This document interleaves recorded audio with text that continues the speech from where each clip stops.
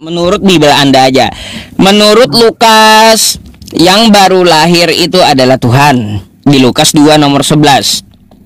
Yang dilahirkan Maria adalah Tuhan. Oke? Itu menurut Lukas.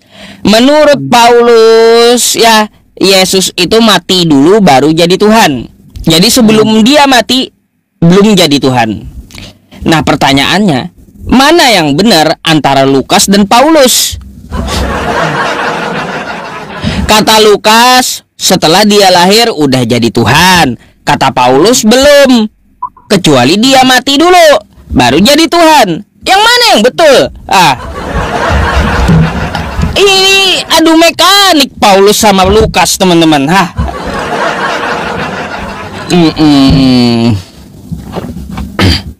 Ya, kalau tentang pernyataan Paulus itu tadi, Pak Ustadz, ya di dalam apa tadi ya, di dalam Roma 14 ya Pak Ustadz, biar saya bukan dulu ya Pak Ustadz ya, karena kalau nggak kita dapat teks-teksnya dari Pak Ustadz, sehingga kita tidak apa gitu, tidak bisa kita simpulkan gitu loh Pak Ustadz, kalau menurut versi saya Pak Ustadz ya. Menurut versi saya, iya. Menurut versi saya ya Bang ya. Bang Delau, kalau saya Bang kayak gitu ya, menurut versi saya nih ngomong dalam Islam, menurut versi saya, diteriakin teman-teman saya di bawah. Iya, kau ulama dari mana? Mujtahid zaman now kah kau itu? Ya. Iya. Bisa saya bacakan dulu Pak Ustadz, mulai ayat apanya? Ayat sampai nanti kita kayak 9-nya. Coba Abang baca dulu ya, dengarkan teman-teman. Bang Delau mau khotbah dia.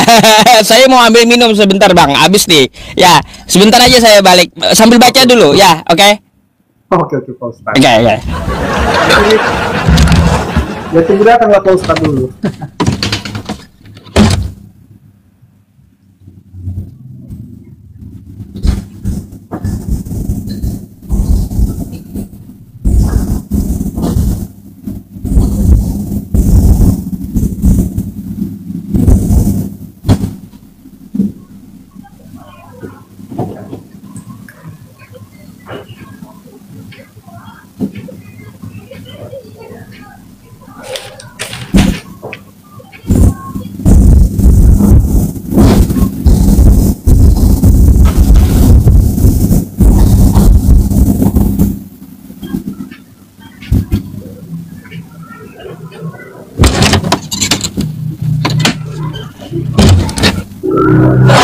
Kenapa nggak dibaca Bang? Ya tunggu Pak Ustadz lah, nggak mungkin saya ngomong sama penonton. Bacalah. Oke Pak Ustadz. Jadi judul besarnya sebenarnya di sini Pak Ustadz, jangan menghakimi saudaramu. Nah, itu judul besarnya, supaya kita dapat maknanya loh Pak Ustadz. Kalau hanya kita penggal tadi yang ayat 9 itu, sehingga kita nggak dapat apa ceritanya dari atas gitu loh Pak Ustadz.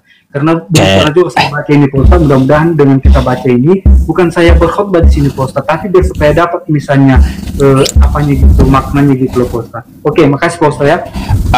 Kita kasih izin ya Bang Delau baca ya. Ya. Ini judul besarnya Pak Ustadz, jangan menghakimi saudaranya. Itu judul besarnya. Ayat yang pertama, terimalah orang yang lemah imannya tanpa mempercakapkan pendapatnya. Yang seorang yakin bahwa ia boleh makan segala jenis makanan, tetapi orang yang lemah imannya hanya makan sayur-sayuran saja. Siapa yang makan, janganlah menghina orang yang tidak makan, dan siapa yang tidak makan, janganlah menghakimi orang yang itu. Siapa kamu sehingga kamu menghakimi hamba-hamba orang lain? Entah ia sendiri, entah ia jatuh, itu adalah urusan tuannya sendiri. Tetapi ia akan tetap berdiri karena Tuhan berkuasa yang menjaga dia terus sendiri. Iya. Yang seorang menganggap hari yang satu lebih penting daripada hari yang lain, tetapi yang lain menganggap semua hari sama saja. Adalah setiap orang benar-benar yakin dalam hatinya sendiri. Siapa yang berpegang pada suatu hari yang tertentu, ia melakukannya untuk Tuhan, dan siapa makan yang melakukannya untuk Tuhan, sebab ia mengucap syukur kepada Allah. Dan siapa tidak makan, ia melakukan untuk Tuhan, dan ia juga mengucap syukur kepada Allah. Ayat 7, sebab tujuh baru ya. Oke, baru 7 teman-teman. Ayo lagi sampai 9 aja. Ayo. Oke Pak ya, karena saya lama juga bacanya Pak. Karena kalau saya itu kalau nggak baca misalnya dari awal, saya nggak tahu apanya gitu loh Pak, bagaimana pembacaannya.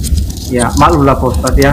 Ya gak apa-apa. Iya. Sudah menyita waktu Pak Ustadz. Sebenarnya mungkin ada yang saya bacain ayat truknya, ntar lari setannya. Sebab tidak ada seorang pun di antara kita yang hidup untuk diri sendiri, dan tidak ada seorang pun mati untuk diri sendiri. Sebab jika kita hidup untuk Tuhan, dan jika kita mati untuk Tuhan. Jadi baik hidup atau mati, kita adalah milik Tuhan. Nah, inilah ayat 9-nya. Sebab untuk itulah Kristus telah mati dan hidup kembali, supaya baik atas orang-orang mati maupun atas orang-orang hidup. Jadi tetapi engkau tetap aja kan Bang Delau, tetap aja kan dia mati dulu baru hidup lagi supaya jadi Tuhan gitu. Saya dapat ini gambarannya Pak Ustadz, ayat 8-nya dulu Pak Ustadz, ayat 8-nya, sebab kita sampaikan sini ayat 8-nya, sebab kita hidup untuk Tuhan, dan kita mati untuk Tuhan, betul. Nah, jadi baik hidup atau mati, kita adalah milik Tuhan. Milik Tuhan.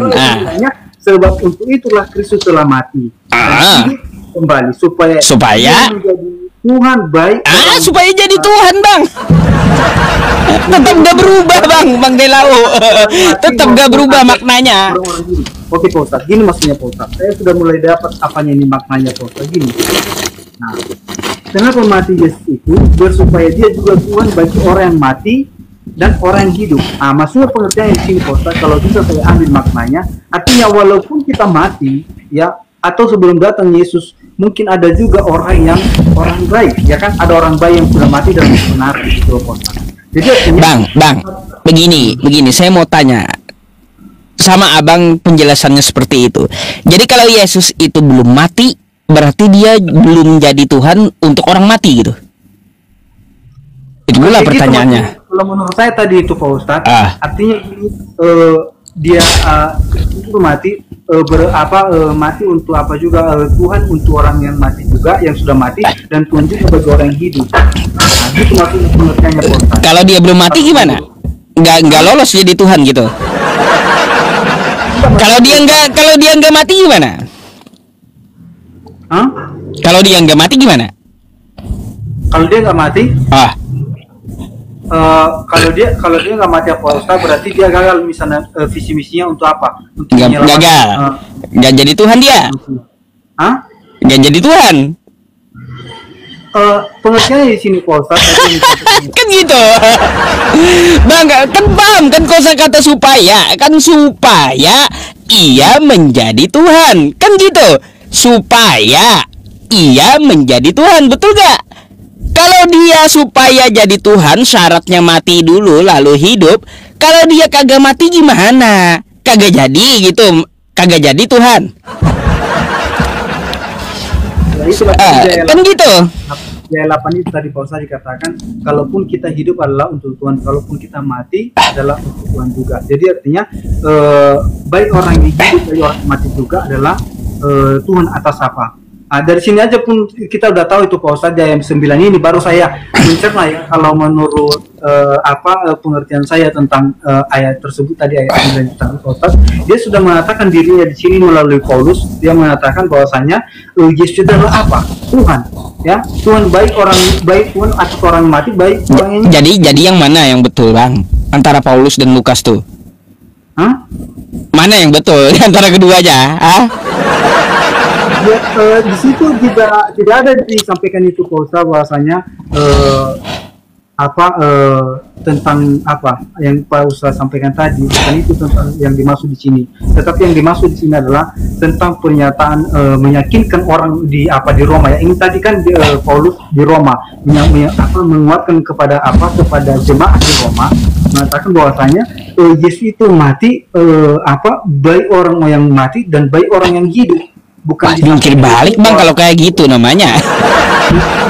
bukan berarti dia sampaikan itu setelah dia mati baru jadi Tuhan, dia bukan itu kalau teksnya Pak Ustaz.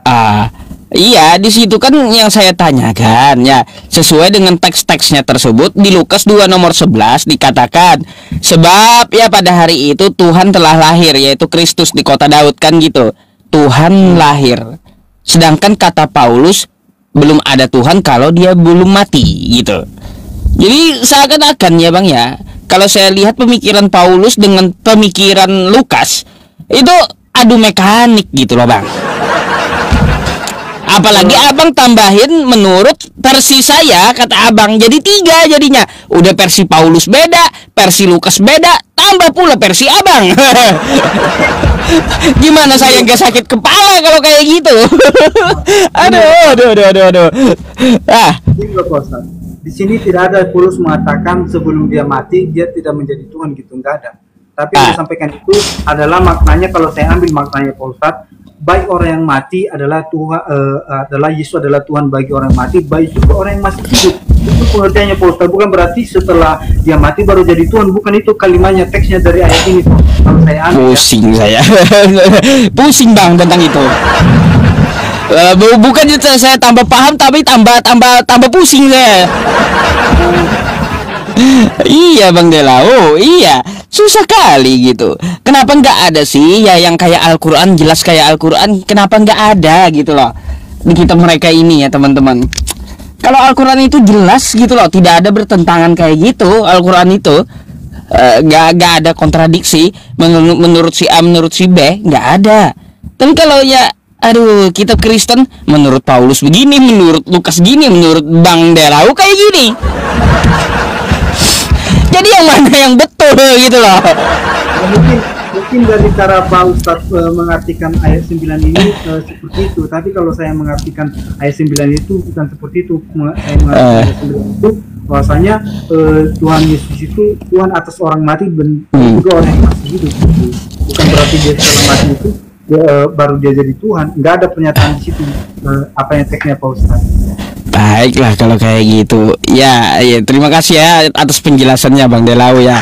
Saya nggak memaksakan juga gitu. Karena Bang Delao saya tahu orangnya kayak gimana. Abang Delao ada bertanya tentang Islam? Sebenarnya sih Pak Ustadz bukan menanya tentang apa Islam gitu. Cuman saya pribadi ya Pak Ustadz, memang kalau saya lihat dulu, kita Islam ini kan pernah juga Pak Ustadz mengatakan agamamu adalah agamamu kan gitu Pak Ustadz. Iya betul. Kalau saya temu lah Pak Ustadz ya, saya lah secara pribadi yang di luar dari saudara kita Muslim. Saya lihat kemarin seperti yang di apa itu Pak Ustadz di Sukabumi, saudara kita Muslim itu menghancurkan tempat untuk ibadah. Baru yang terakhir lagi Pak Ustadz yang terjadi di Padang. Di Padang gitu. Kan pernah juga saya tanyakan sama Pak Ustadz kalau itu kemarin itu membubarkan Natal gitu kan Pak Ustadz. Menurut saya Pak Ustadz, ketika misalnya saudara kita Muslim melakukan hal seperti itu kan mencerminkan misalnya tidak hal positif kalau menurut saya Pak Ustadz. Kalau ada misalnya seperti Pak Ustadz juga untuk menarik lah, contohnya lah saya pribadi Pak Ustadz gimana Bang kalau ada perbandingan terbalik Bang? Kalau terbalik dilakukan Kristen gitu, apa tanggapan Anda? Maksudnya Pak Ustadz?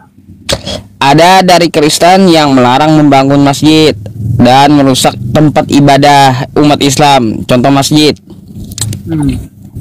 Apa tanggapan Abang terhadap orang Kristen itu? Ya kalau menurut saya itu Pak Ustadz udah salah itu Pak Ustadz. Salah. Baik. Kalau menurut Pak Ustadz lah, bagaimana Bapak Ustadz seperti itu? Baik Bang, kalau saya kan nggak bisa ngambil informasi setengah-setengah separuh-separuh ya Bang ya. Kalau untuk masalah di Padang ya terakhir yang saya lihat ceritanya ketika warga menegur ya tidak dijadikan tempat ibadah karena itu kan adalah rumah yang mana rumah itu untuk pendidikan disewa oleh mereka. Ternyata dijadikan tempat ibadah kan kayak gitu. Habis itu Bang, ketika RT-nya dan RW-nya datang, ya warganya tersulut emosi karena ditentang oleh jemaat yang ada di situ. Oh, kalau kita diganggu seperti ini beribadah ya udah perang aja. Kan kayak gitu mereka ngomongnya.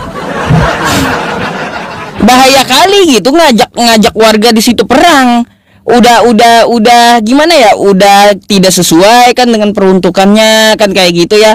Di Padang itu rumah bukan rumah ibadah, tapi rumah untuk pendidikan gitu.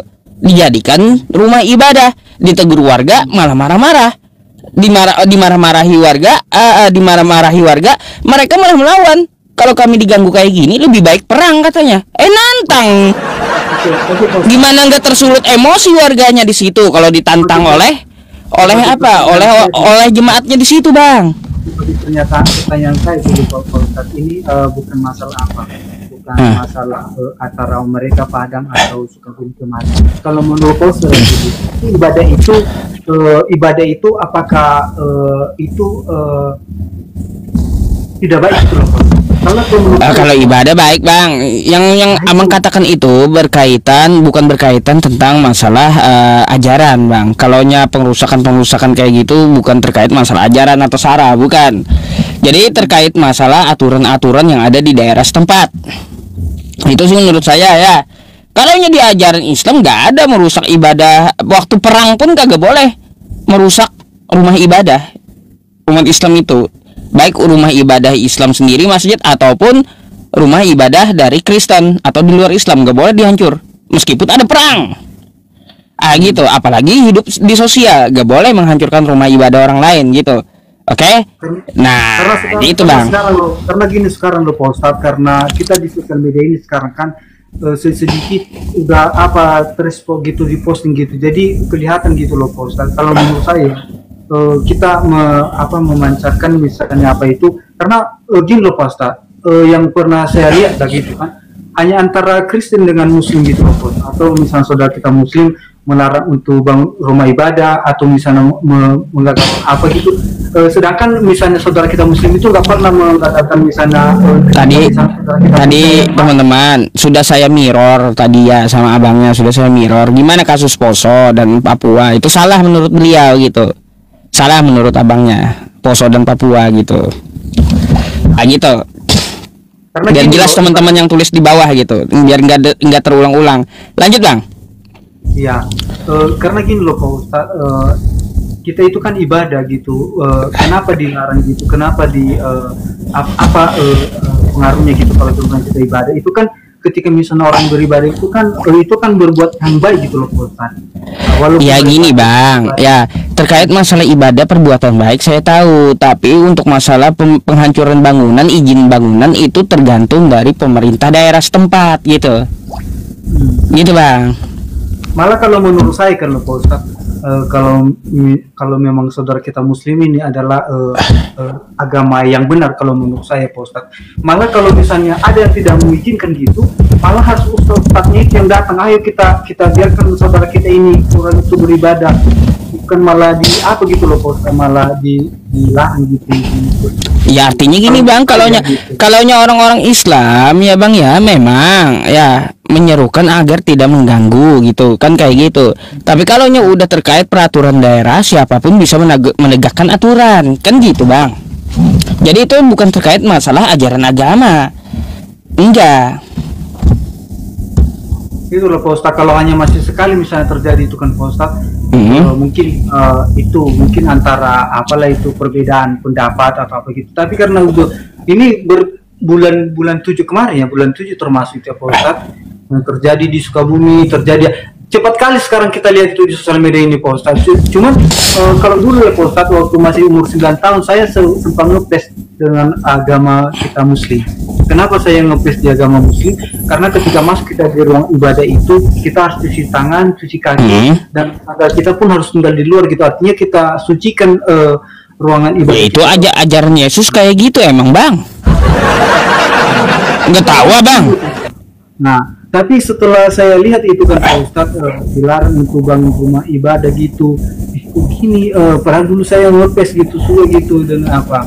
Nah, itulah Pak Ustadz. Jadi saya sharing juga sama Pak Ustadz seperti ini ya.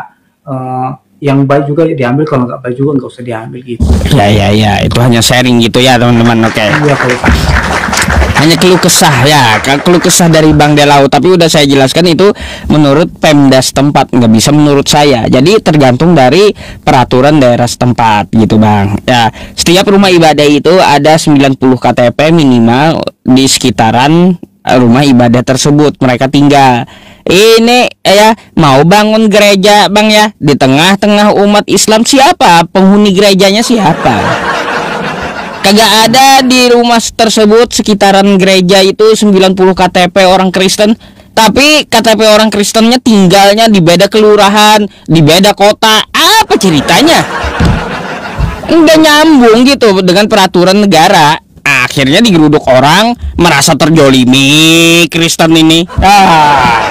Itu yang saya tidak sepakat Bang. Jadi ada cara-cara licik dari Kristen ya untuk membangun gereja. Kayak gitu. Pak Ustadz tadi bilang kan itu tadi ada 90 KTP gitu kayak Pak Ustadz. Tapi di tempat saya ini ya Pak Ustadz, di mana saya berada sekarang ini adalah mayoritas Kristen.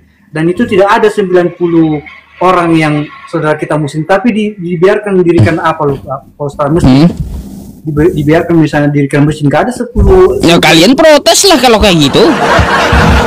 Kan gampang gitu, tinggal Anda protes saja. Kenapa tidak ada 90 KTP kan kayak gitu dia dibangunkan masjid. Karena kita adalah Pak Ustadz, dia ajarkan tentang apa hidup kasih. Jadi kita itu bukan masalah ajaran Bang. Kalau di Islam pun ajarannya kasih, lebih kasih gitu. Itu bukan tergantung masalah ajaran. Bukan. Jadi itu tadi hanya apa tadi saya pertanyakan sama Pak Ustadz, bukan berarti saya menyudutkan Pak Ustadz, tapi itulah karena banyak juga menonton saudara kita muslim kan, supaya apa pernyataan Pak Ustadz tentang apa itu tadi. Tergantung ininya Bang, tergantung Pemdanya kayak gimana kan kayak gitu. Kalau nya ajaran tidak seperti itu masalah tempat dan penganutnya, bukan masalah ajarannya. Iya Pak Ustadz.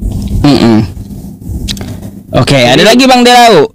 Jadi soalnya ada yang mau antri di bawah tuh. Oke, teriak-teriak dari tadi minta naik. Jadi terima kasih banyak lah Pak Ustadz sudah di sini ya Pak Ustadz. Iya, sama-sama Bang. Ya siapa Pak Ustadz sana. Oke. Semangat. Semangat Bang Delau. Oke. Saya ingin gantikan dulu Bang ya. Oke Pak Ustadz. Oke, assalamualaikum. Assalamualaikum. Iya, selamat malam. Masih Pak Ustadz. Assalamualaikum pula. Ada. Ini yang kemarin nih, Krishna Devi ini. Ya, isinya cowok ini kayaknya. Halo, selamat malam. Selamat malam. Perempuan ya. Lupa saya berarti. Silakan dibuka kameranya dulu Mbak ya. Wait ya. Selamat malam. Oh iya. Ya, selamat malam. Mbaknya dari Kristen. Ya, puji Tuhan. Sahabat nggak jadi. Ya, Anda mau bertanya atau mau ditanya nih Mbak? Kita kan diskusi lintas iman di sini. Jadi di sini aku hadir di live Abang Ucup ini ya, Abang Ucup pasti bukan berniat untuk berdebat. Halo? Bukan berniat untuk bukan mencoba untuk membuat Bang Ucup sepaham dengan saya, tapi aku mau menyampaikan apa yang aku tahu gitu. Terkait dengan tema ini, juru selamat yang tidak selamat. Sebenarnya aku mau naik dari berapa hari yang lalu, cuman terlalu malam, jadi aku tidak dinaikkan. Ada kemarin yang dibahas itu di ayat apa tuh kemarin ini yang di Abang bahas tuh? Yang mana? Iya, ayat piring terbang. Ayat piring terbang. Ayat berapa coba Mbak? Saya lupa. Yang mana? Soalnya kebanyakan ayat yang saya bawa. Ya, aku juga nggak, karena aku menyadari aku nggak punya kapasitas untuk menghafal semua ayat yang dibaca kemarin sama abang. Tentang masalah apa sih? Ini juru selamat yang tidak selamat, karena aku lupa karena udah berapa hari yang lalu aku naik ada di kepalaku dan aku mau bahas itu, tapi karena udah kemalaman dan aku coba naik dan aku udah lupa. Intinya kemarin ada yang abang bilang kemarin tentang pantaskah Tuhan itu dibunuh apa bahasanya gimana? Gini, itu pertanyaannya kayak gini. Pantaskah Tuhan kalah dengan ciptaannya? Pantaskah ciptaannya membunuh Tuhan? Ya, jadi menurut yang aku tahu, jadi jangan dipotong ya. Jadi aku menyampaikan ini bukan untuk abang setuju, karena apapun yang aku katakan, apapun yang akan orang lain katakan yang lebih paham daripada aku, karena abang akan bilang membingungkan, aku tahu abang akan bilang muter-muter dan lain-lain sebagainya. Jadi yang aku tahu sesuai dengan firman Tuhan bahwa di perjanjian lama segala sesuatu tentang itu sudah dibuatkan. Oke, saya dengar dulu. Coba gimana? Segala sesuatu tentang Yesus itu sudah dinubuatkan. Jadi, halo? Seperti contoh ayatnya? Abraham, dengar dulu. Abraham waktu dia mau mengorbankan anaknya tidak jadi karena ada Tuhan bicara sama dia, jangan kau apa-apakan anak itu. Karena aku akan menyediakan korban untuk dia sendiri gitu. Lalu? Begitu.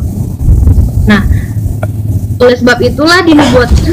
Aku lupa ya di ayat mana. Kemarin aku ada dapat ayatnya. Di mana tuh sayang? Iya. Jadi coba carikan dulu ayatnya biar puas. Di mana? Nubuatan Yesus di perjanjian lama. Ayo. Saya mau dengar gitu. Baru dengar saya. Soalnya kosakata Yesus aja di perjanjian lama itu nggak ada satupun saya temui. Tapi ciri-cirinya merujuk kepada Yesus. Baik. Yang mana tuh? Coba kita bahas. Silakan. Yesaya. Dalam Yesaya 9. 9, 5 dan 6 kayak gitu.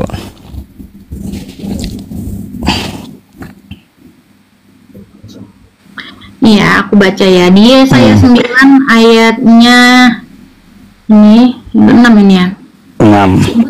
Seorang anak telah lahir untuk kita, seorang putra telah diberikan untuk kita, lambang pemerintahan ada di atas bahunya, dan namanya disebutkan orang penasehat ajaib, Allah yang perkasa, yang kekal, Raja. Baik. Menurut Anda itu buat Yesus? Iya. Coba Anda baca lagi. Sebab telah lahir, telah itu akan datang atau sudah terjadi? Aneh juga Mbak ini.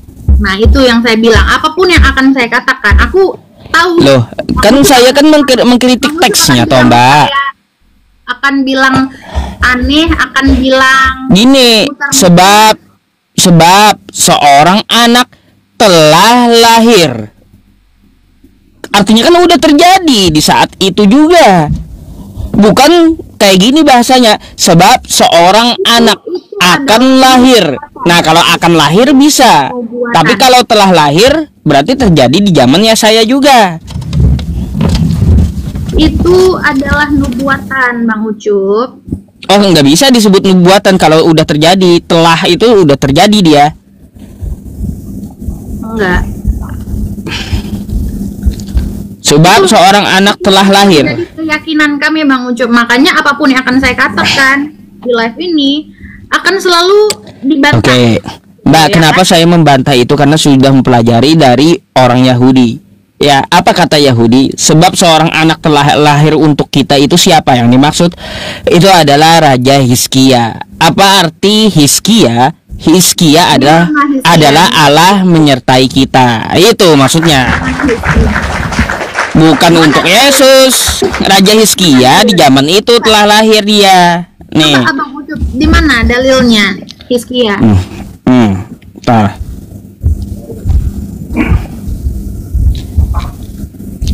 Untuk Yesus nggak nyambung sama sekali itu, Mbak. Apalagi Hizkia, Bang Ucup.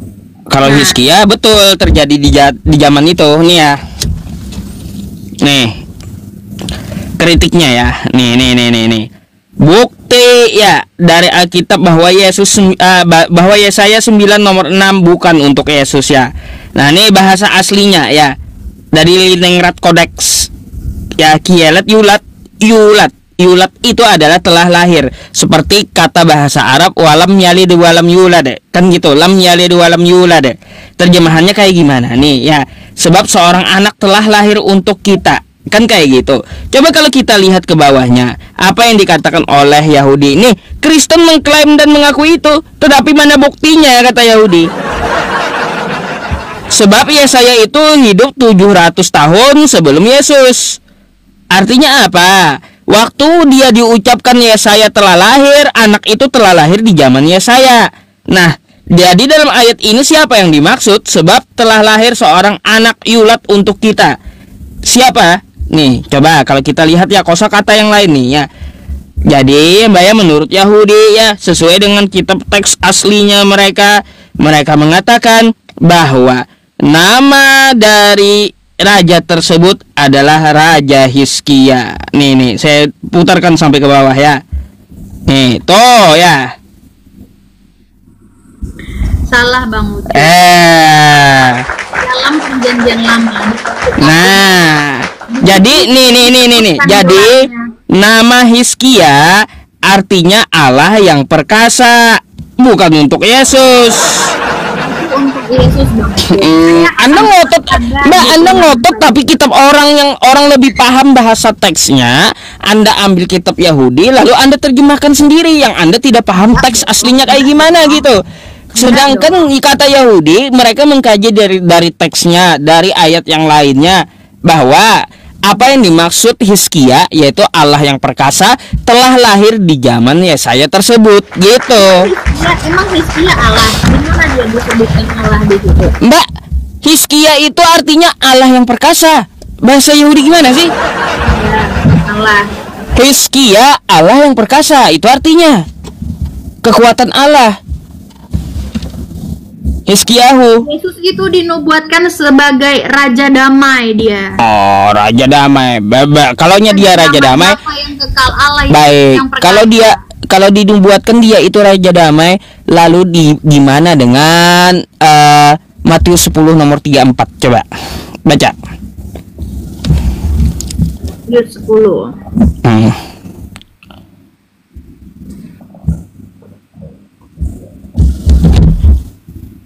Apa kata Yesus di situ? Bacain, nyaring-nyaring kalau Yesus bawa damai. Bagaimana? Saya nggak bisa mengikuti ayat ini begitu aja, Bang Ucup. Nah, kan kata Anda Yesus bawa damai. Faktanya Yesus bantah dia bukan bawa damai ya. Nih. Dong, Abang Ucup lari kemana-mana. Jangan kamu menyangka bahwa aku datang untuk membawa damai. Udah salah mbaknya berarti. Ya, membawa damai di atas bumi. Aku datang, kata Yesus, bukan untuk membawa damai, melainkan pedang, kata Yesus. Jadi, yang namanya Raja Damai itu bukan Yesus. Karena Yesus, dia mengaku bukan membawa damai, tapi membawa pedang. Jelas itu gitu. Artinya Yesaya 9 nomor 6 itu, Mbak. Iman saya, karena yang saya bahas di sini adalah sesuai dengan tema yang ini, juru selamat yang tidak selamat. Iya. Yang saya bahas tadi Yesaya 9 nomor 6 tadi yang Anda sampaikan kepada saya kan terbantah semua gitu. Itu untuk Yesus, nggak bisa dijadikan dasar bahwa apa? Bahwa Yesaya 9 nomor 6 itu ditujukan untuk Yesus. Apa yang Abang baca tadi di Matius 10, kata pedang di situ bukan berarti itu kekerasan fisik, tetapi lebih kepada perpecahan dan apa nih? Ya, tetap aja mau diartikan apapun, pedangnya Yesus ngakunya nggak bawa damai, Mbak. Gimana sih? Mau dia bawa pisau kayak, mau bawa kapak kayak, tetap aja dia nggak bawa damai. Tapi jangan kita mengartikan firman Tuhan itu sesuai dengan logika kita, Bang Ucup. Bukan logika, saya membacakan yang tertulis, tapi Anda mau nambah-nambahin. Kitab orang aja mau Anda obok-obok sendiri gitu. Gimana sih? Udah dibilang seharusnya kan tadi saya menampilkan kepada Anda dari teks aslinya, kajian dari Yahudi, Leningrad Codex gitu. Yang dimaksud Yesaya 9 nomor 6 telah terjadi di zaman Yesaya 700 sebelum Yesus itu lahir, 700 tahun sebelum Yesus itu lahir gitu. Telah lahir seorang anak yang namanya Allah yang perkasa, Hizkiyahu namanya. Bang terlalu jauh. Kita kan bahas sesuai dengan tema ini. Kenapa Anda bawa saya ke Yesaya juga? Ya karena memang itu nubuatan. Karena kan abang bilang, pantaskah seorang Tuhan? Jadi pertanyaannya, juru selamat yang tidak selamat, pantaskah Tuhan mati dengan ciptaannya? Pantaskah ciptaannya mengalahkan Tuhan? karena memang itu sudah dinubuatkan, dia memang harus mati. Di mana dinubuatkan? Untuk menyelamatkan. Mental, Mbak. Dinubuatannya di mana? Yesaya 9 nomor 6 sudah dibuktikan, bukan untuk Yesus. Seperti Abraham dulu, di zaman dulu di perjanjian lama, untuk menghapus dosa harus ada korban, harus ada korban. Ada korbannya manusia. Dengar dulu, dulu di perjanjian lama dituliskan kalau perbuatan dosa itu harus ada penebusan. Penebusannya pakai apa? Melalui korban. Itulah yang dilakukan sama Abraham waktu itu. Abraham pakai apa dia berkorban? Anaknya sendiri, Ishak. Aduh, ngaco. Dia diuji. Lanjut. Apa lagi? Nah, Abraham waktu itu diuji. Abraham waktu itu diuji. Nah, habis itu akhirnya ada suara yang bilang, atau apa-apakan anak itu. Udah, lalu lanjut. Karena aku akan menyediakan korban bagi diriku sendiri. Pakai apa tuh korbannya? Domba, baik. Hewannya? disediakan oleh Tuhan Oke, sendiri. hewan. Lanjut. Zaman Musa apa? Ininya? Bahannya apa? Korban tebusan itu. Intinya pada perjanjian lama itu, Bang Ucup, mereka, mana? Di perjanjian lama itu, Mbak, ya korban tebusan dosa itu domba, terus tai sapi. Itu bisa. Bang Ucup, sama seperti yang umat Muslim lakukan saat ini. Jadi tai sapi kan nebus dosa di perjanjian lama. Sama seperti yang nggak ada di Muslim, nggak ada penebusan dosa itu, nggak ada. Untuk apa berkorban? Untuk apa bahasanya berkorban? Berkorban itu perintah Allah, karena perintah mengikuti milah Abraham. Apa itu? Itu berkorban. Ya, Abraham kan berkorban untuk berkorban apa? Berkorban itu adalah mengikuti salah satu yang diperintahkan Allah kepada Abraham. Gitu. Apa korbannya? Untuk apa korbannya? Untuk dibagikan kepada fakir miskin. Gimana sih? Untuk sedekah. Kagak ada korbannya ditumbalin Tuhan di situ, nggak ada. Gitu. Jadi Mbak, dulu itu ya Abraham pakai domba. Terus Nabi Musa di zaman para nabi nggak ada pakai manusia, adanya pakai tai sapi. Terus ada pakai bara. Itu korban tebusan dosa. Berkorban untuk itu, Bang Ucup. Nah, sekarang kita cari. Dosa. Baik, kita cari di mana dinubuatkan menebus dosa pakai kurban darah manusia. Itulah yang Abraham lakukan waktu itu. Dan itu domba. Bukan manusia yang saya cari. Di mana Tuhan menyatakan bahwa Dia akan menebus dosa dengan darah manusia. Menggenapi segala nubuatan di perjanjian. Iya, di mana nubuatannya, Mbak? Itu yang saya tanya. Apakah di perjanjian lama di zaman Abraham atau zaman Musa atau zaman nabi lainnya bahwa Tuhan berkata, akan datang anakku menebus dosa memakai darahnya? Mana kayak gitu? Ajaran Nabi siapa yang kayak gitu loh? Tunjukkan sama saya. Jangan ngarang. Nggak ada para nabi itu ya menubuatkan bahwa menebus dosa memakai darah manusia. Nggak ada sama sekali dari para nabi. Ini udah puluhan kali saya tanyakan, Mbak. Bahkan sama pendeta Anda pun saya tanyakan. Nggak ada satupun yang mampu menjawab pendeta Anda. Nggak mampu. Saya yakin bukan tidak mampu orang menjawab. Bukan tidak, karena kan kebanyakan kata mereka dinubuatkan. Saya tanya di mana nubuatannya? Kan wajar. Di mana nubuatannya menebus dosa memakai darah manusia? Yang ada dicontohkan zaman dulu pakai domba, tai sapi, pakai bara, kulit lembu. Ayo, nggak ada darah manusia, nggak ada. Di mana tai sapi? Keluaran 29 nomor 14. Mau saya bacain? Nih ya, saya bacain ya. Nih. Tai sapi nebus dosa loh. Nih tai sapi nebus dosa nih, ya. Keluaran berapa tadi? 29 14. Nih, baca ya, teman-teman. Tetapi daging lembu jantan itu, kulitnya dan kotorannya haruslah kau bakar habis dengan api di luar perkemahan. Itulah korban penghapus dosa.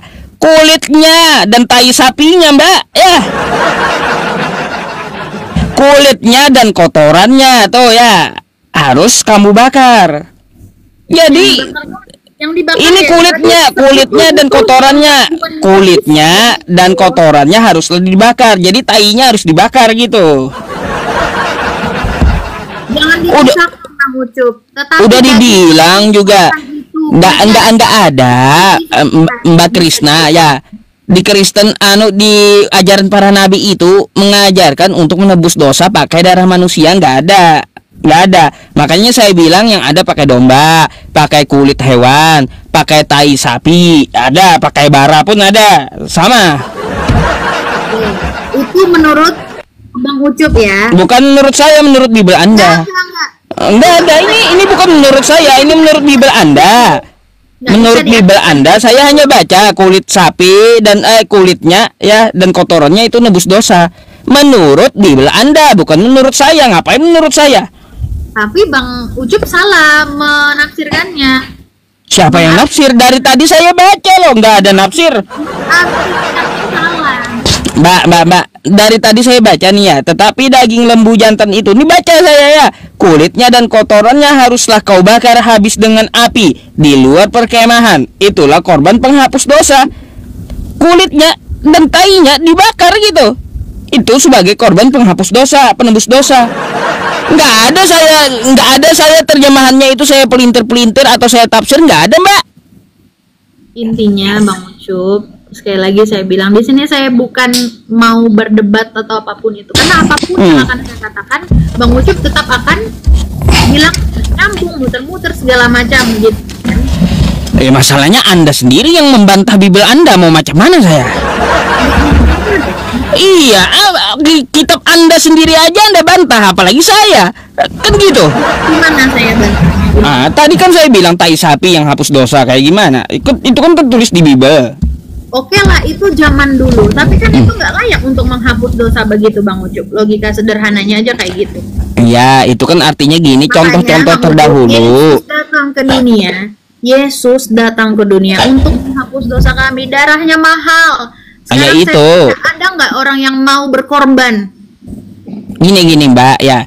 Gini, kalaunya ada ya di perjanjian lama nubuatannya darah Yesus itu mahal, darahnya untuk menebus dosa manusia. Di mana nubuatannya menebus dosa pakai darah manusia? Di mana? Yang ada nubuatannya itu menebus dosa pakai lembu, pakai darah hewan. Ada. Yesus sebagai manusia, Tuhan kami itu sebagai manusia untuk menebus dosa kami. Jadi Mbak, gini ya, kalaunya darah manusia yang meminta darah manusia itu namanya menumbalkan manusia. Ajaran tumbal menumbal Anda tahu sendiri ajaran siapa? Ajaran setan, ajaran iblis tumbal menumbal. ada tumbal menunggal. Kan gitu ya. Coba Anda minta pesugihan tumbal menumbal tuh ya. Pasti minta darah manusia, dia minta darah manusia itu setannya. Kamu kamu akan kaya ya, tapi kamu ya darah adekmu harus kau ambil katanya. Jadi tumbal pula adeknya, tapi kaya dia, kan gitu. Jadi ajaran tumbal menumbal itu ajaran setan, Mbak. Gak ada Tuhan di zaman para nabi mengatakan akan menumbalkan atau menghapus dosa pakai darah manusia, itu nggak ada gitu. Dari tadi nggak ada bahas tumbal menumbal, Bang Ucup yang keluarkan. Ya udah, kalau ini kan Anda kan tadi mengatakan Yesus itu udah dinubuatkan. Saya minta datanya di Perjanjian Lama di mana dinubuatkan menebus dosa memakai darah manusia. Silakan, itu aja. Itulah yang Bang Ucup baca tadi di dalam saya. Ya saya tadi itu udah dibantah Yahudi untuk Raja Hizkia. Karena di situ apa ya teman-teman, kata yulak itu adalah kalau kita dalam bahasa Arab itu artinya fi'il madi, terjadi telah lalu gitu ya, bukan fi'il mudhari' gitu, tapi fi'il madi, kejadian yang telah lalu. Artinya ya saya 9 nomor 6 itu Mbak udah terjadi di masa lalu sebelum Yesus itu lahir. Gak bisa dijadikan nubuatan. Jauh Bang Ucup, jauh sekali. Itu kan kitab Yahudi, Anda mau terjemahin kayak gimana lagi? Orang punya teks aslinya, bisa baca juga. Dia sudah mati, Nah, dia hidup, dia bangkit, dia naik. Intinya itu. Gimana? Mau disangkal bagaimanapun, dia sudah mati, betul dia sudah mati. Kemanusiaannya yang mati, bukan ketuhanannya yang mati. Kemanusiaannya yang mati. Jadi yang di tiang salib itu yang mati manusia. Bagaimana? Jadi yang mati di tiang salib itu manusia. Kemanusiaannya, kedagingannya yang mati. Bukan Tuhan. Karena rohnya. Kemanusiaannya yang mati, bukan Tuhan. Mati. Bukan Tuhannya yang mati. Bukan. Oh, baik. Berarti dosa Anda ditebus oleh bukan Tuhan. Betul nggak? Berarti dosa Anda ditebus oleh bukan Tuhan. Yang saya percaya Bang Ucup, Yesus itu dia 100% manusia, dia juga 100% Tuhan. Ya, saya tanya dulu, di tiang salib itu yang di salib itu Tuhan atau bukan? Manusianya, tapi manusianya bukan Tuhan. Bukan. Berarti dosa Anda ditebus oleh yang bukan Tuhan, oleh manusia. Kenapa? Gimana? Jadi dosa Anda ditebus oleh bukan Tuhan, manusia yang bukan Tuhan. Bang Ucup jangan ajak saya muter-muter. Akhirnya kan saya juga jadi muter-muter karena pertanyaan saya gini aja, simpel, nggak muter. Berarti di tiang salib itu yang mati manusianya. Berarti dosa Kristen ditebus oleh manusia yang bukan Tuhan, betul? Dia Tuhan. Berarti Tuhannya ikut tersalib. Kan kayak gitu. Yang mana yang betul gitu? Tuhannya ikut tersalib atau kagak gitu? Jangan bikin bingung, bikin muter-muter jadinya. Karena memang sudah keras mungkin hatinya Bang Ucup, nggak bisa menerima ini. Kebenaran ini Bang Ucup nggak bisa. Bukan keras Mbak, bukan. Saya itu pengen paham kayak gimana gitu. Katanya kan bisa menjelaskan agamanya. Saya tanya aja, waktu di tiang salib, Yesus itu mati manusianya atau Tuhannya? Atau manusianya tidak mati, atau Tuhannya mati, atau manusianya mati, Tuhannya tidak, atau kayak gimana? Yang mati itu adalah manusianya. Bukan Tuhan? Itu adalah manusianya. Oke, yang mati itu bukan manusianya. Jadi di tiang salib itu yang mati manusianya, bukan Tuhan, betul? Karena gini ya, Bang Ucup ini agak muter. Waduh. Kan pusing ya, muter sendiri mbaknya. Saya hanya nanya sedikit loh. Di tiang salib itu kalau bukan Tuhan berarti yang mati itu manusia yang bukan Tuhan. Manusia dan dia juga Tuhan. Gini, Bang Ucup dengar dulu saya ngomong. Bang Ucup kayak gimana? Bang Ucup punya roh nggak di dalam tubuh Bang Ucup itu? Punya. Kalau Bang Ucup nggak punya roh berarti nanti mati semua rohnya mati gitu, enggak kan? Berarti Bang Ucup nanti matinya percayanya kemana? Terus apa lagi? Nah, jawab dulu Bang Ucup nanti matinya kemana? Ke barzah. Hah? Kemana? Ke alam barzah kalau kepercayaan kami. Ke alam barzah ya, anggaplah itu yang pengertian saya alam lah gitu ya pokoknya. Alam mungkin apa? Nah, begitu juga Yesus itu Tuhan. dia mati manusianya, tapi dia kan punya roh. Rohnya nggak mati, gitu. Enggak dong, karena dia Tuhan. Oh, Tuhannya ikut mati nggak? Ya. Enggak. Sabar. Enggak dong. Enggak, baik. Kalau Tuhan yang nggak mati, rohnya nggak mati, cuma manusianya yang mati. Jadi waktu Yesus diutus, dagingnya mati. Oh, dagingnya mati. Iya. Baik. Dagingnya mati, rohnya kagak mati, betul? Mati. Oh, saraf-sarafnya mati. Baik. Waktu gini. Waktu saraf-sarafnya mati, waktu dagingnya mati, Mbak ya, di tiang salib dagingnya itu mati. Di dalam dagingnya itu ada Tuhan atau tidak? Kan dia punya roh. Nah, di dalam dagingnya itu ada roh Tuhan atau tidak? Ya ada. Intinya dia nggak mati, Bang Ucup. Yang mati, lalu siapa yang mati itu? Intinya nggak mati, intinya mati kayak gimana? Pusing saya. Iya, pusing teman-teman. Coba. Yang waktu dia di tiang salib kata Anda dagingnya yang mati. Kan dagingnya yang mati. Apapun yang saya katakan, apapun yang pendeta bahkan ahli-ahli katakan sama Bang Ucup, karena hati Bang Ucup nggak bisa menerima ini. Hanya perlu waktu, Bang Ucup. Silakan Bang Ucup baca firman Tuhan itu, karena kami percaya bahwa firman Tuhan itu berkuasa. Iman timbul dari pendengaran akan firman Tuhan. Silakan Bang Ucup baca. Wah, berarti ya menurut Mbaknya, berarti menurut Yesus sendiri adalah penyesat Mbaknya ini. Mengatakan Yesus Tuhan. Coba buka 2 Yohanes 1 nomor 7. Nah, kita nggak usah kemana-mana. Hanya perlu waktu untuk Bang Ucup. Iya, bukan saya mengeraskan hati, tapi Anda membangkang apa yang dikatakan Yesus. Saya nggak membangkang. Nih, yang dikatakan Yesus nih ya. Nih. Ya, saya bukain. Ini salah satunya Mbak ya. Apa kata Yesus ya? Sebab banyak penyesat telah muncul dan pergi ke seluruh dunia. Bagaimana penyesat itu? Yang tidak mengaku bahwa Yesus Kristus telah datang sebagai manusia. Oke? Itu yang kemarin Bang Ucup, saya rasa itu sudah sangat jelas dijelaskan kemarin. Kita kembali lagi ke ayat itu berarti kan? Ya iya. Bang Ucup, ada nggak di sini diakui sebagai Tuhan? Ada nggak? Coba baca di ayat yang ke-8 itu dikatakan apa? Waspadalah. Iya, waspadalah, kamu jangan kehilangan apa yang telah kami kerjakan itu supaya kamu dapat upah sepenuhnya. Betul. Jadi mengakui Yesus sebagai Tuhan ini adalah penyesat ya.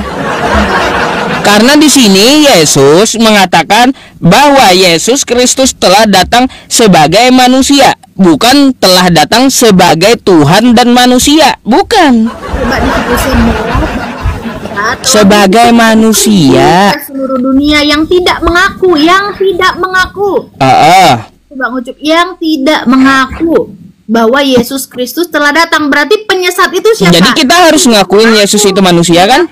Penyesat telah datang, muncul, pergi ke seluruh dunia. Iya, garis bawahi yang tidak mengaku. Tidak mengaku Yesus adalah manusia, oke? Nah, mereka itulah yang disebutkan penyesat. Nah, sekarang saya tanya, apakah Anda mengakui Yesus itu manusia?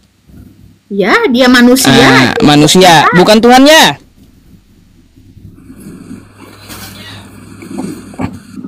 Nah, gimana? Gimana? Anda akui dia sebagai manusia, bukan Tuhan gitu?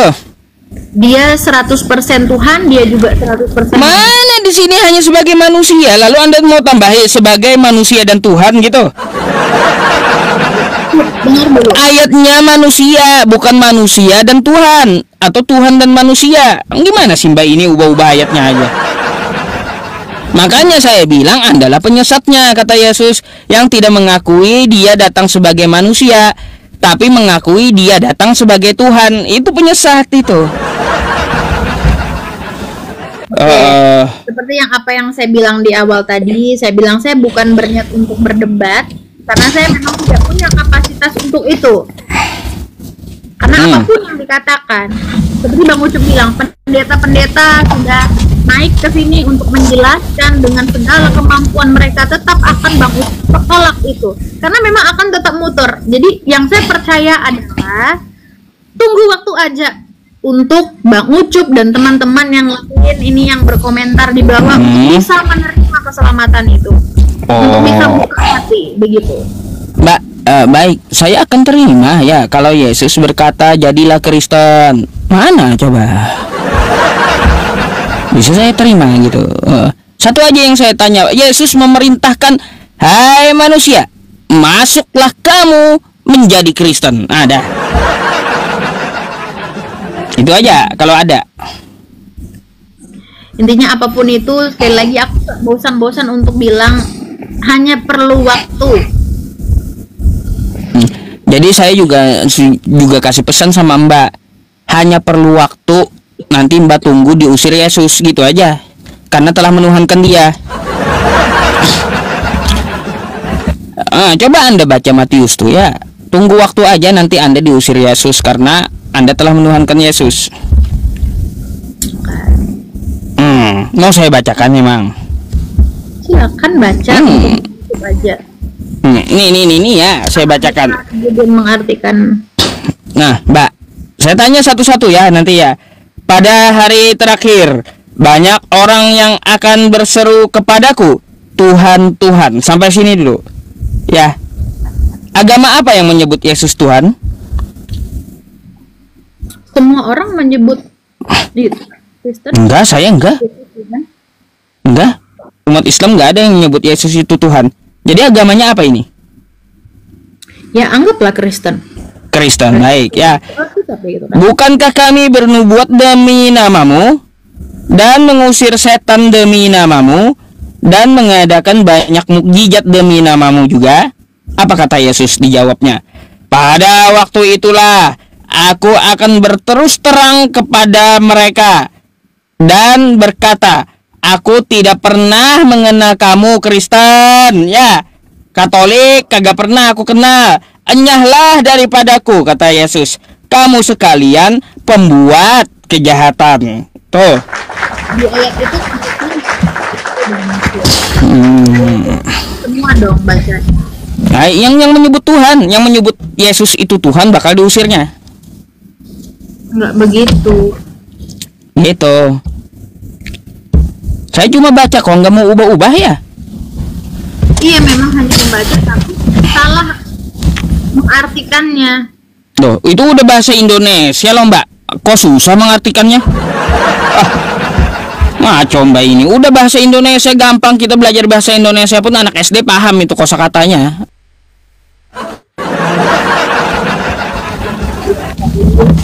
Ada tujuan untuk menang berdebat di sini. Nah, kalau Anda mau menang, saya izinkan Anda pemenangnya gitu dah, ya. Bukan debat itu bukan kalah menang, nggak ada. Tapi mikir atau mau mikir atau enggak gitu yang disampaikan oleh lawan debatnya. Iya. Nah itu. Jadi kalaunya sama saya, kalaunya kau cari menang atau kalah, udah saya nyerah duluan, kaulah yang menang kan gitu ya.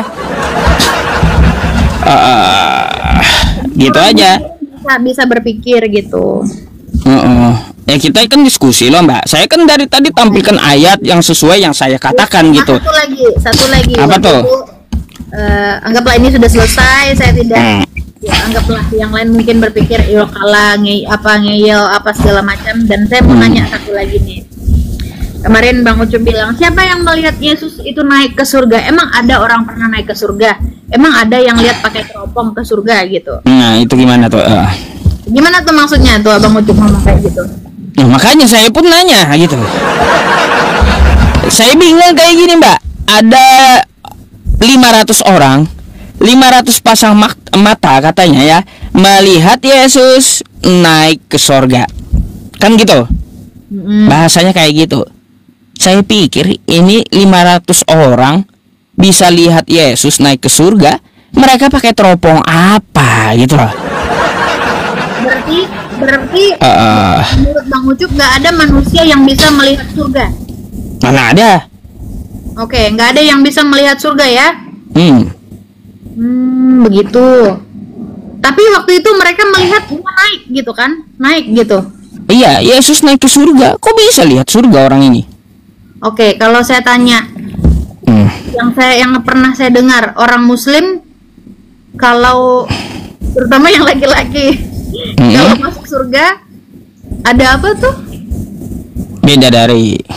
Bidadari. Emang ada yang pernah lihat itu?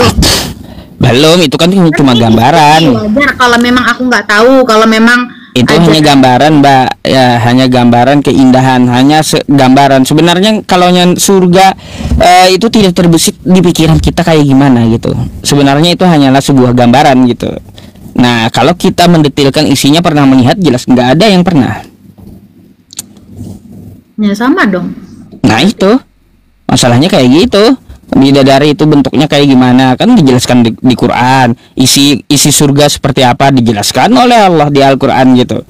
Tapi apakah ada yang melihat? Nggak akan ada. Karena dari bahasanya aja apa? Jannah, sesuatu yang tersembunyi gitu. Bang? Jumlahnya kok bisa tahu? Kalau memang hanya gambaran kok bisa tahu jumlahnya? Ya namanya pemilik surga yang bikin kayak gimana. Kalau pemilik surganya yang bikin pasti tahu isinya apa, kan kayak gitu. Kalau saya bikin rumah, ya saya yang tahu apa aja pondasi rumah saya, bahannya apa aja, saya yang tahu gitu. Gimana tuh? Itu siapa yang ngomong kayak gitu? 72? Kalau 72 itu cuma di hadis ya. Di hadis. Jadi ya kita akan diberikan pelayan 70 bidadari di surga. Lalu ditambah istri kita. Artinya istri kita dilayani, diratukan oleh para bidadari. Kalau kita punya istri, ngapain ya melihat bidadari? Karena nggak bakal laku itu bidadari. Kenapa? Karena seorang wanita yang beriman, ini kan bentar, diskusi wajar ya kalau misalkan aku nanya. Kalau ya nggak apa-apa. Gitu, jadi gini Mbak, perbandingannya kayak gini. Jadi gini, perbandingannya kayak gini. Antara boleh poligami, boleh banyak. Antara gini Mbak, belum selesai. Jadi Mbak, halo, cek. Jangan nge-lag dong. Cek. Aku masih ada di sini. Cek. Nge-lag ya teman-teman. Tes. Berarti nggak usah masuk surga, Bang. Tes. Jelas ada nggak suara saya? Ada. Suaranya. Baik Mbak. Nah, jadi kayak gini ya. Nanti di surga itu ada 70 bidadari ya. Habis itu ada istri kita. Istri kita ini jadi ratunya bidadari. Kalau sudah ada istri kita, mata bidadari itu nggak ada apa-apanya dengan istri kita gitu. Nggak akan ya laki-laki yang bersuami lihat-lihat bidadari lagi, karena istrinya sendiri itu jauh bedanya keindahannya daripada bidadari ya. Jadi bidadari itu ya bentar. Jadi bidadari itu disediakan oleh Allah Subhanahu wa taala bagi pemuda muslim yang dia berjihad di jalan Allah tapi belum sempat menikah. Tapi yang kalau udah menikah ya bawa istrinya. Nah, kayak gini Mbak. Kayak gini, sebenarnya di dalam gini, saya mau mirroring sedikit ya. Sebenarnya di tempat kami itu 70 kurang, Mbak. Coba kalau di Kristen, janji Yesus langsung 100 loh. Istrinya langsung 100 kalau janji Yesus. Nah, mau ayatnya? Coba. Baik. Saya bukakan dulu ya. Di laptop aja nih. Intinya kalau menurut aku, kalau memang di surga nanti disediakan bidadari, udah nggak usah masuk surga, di dunia juga bisa kok. Punya banyak istri bisa poligami. Kenapa sewot dengan poligami coba? Nggak apa-apa, karena aku menyampaikan sebagai seorang perempuan. Kalau misalkan di poligami aku nggak mau gitu. Kalau misalkannya aku muslim, misalkannya. Kalau bukan karena poligami, Tuhan Anda nggak ada, Mbak. Nggak ada. Tuhan Anda itu hasil dari poligami loh. Ya, nanti kita bahas itu. Nih ya, Yesus menjanjikan 100 istri. Ya, coba kita lihat ya. Ini Matius 19 kok 24, 27.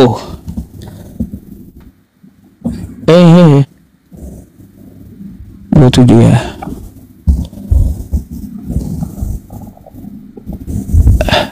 Matius apa bentar ya, Lukas, Markus atau Matius ya? Matius 19 berapa teman-teman, saya lupa ayatnya. Markus 19:29 gitu kah? Bentar ya. Bentar Pak ya. Nggak ada, karena emang nggak ada Bang Ucup. Ada. Bang. Nah nih, Matius 19:29.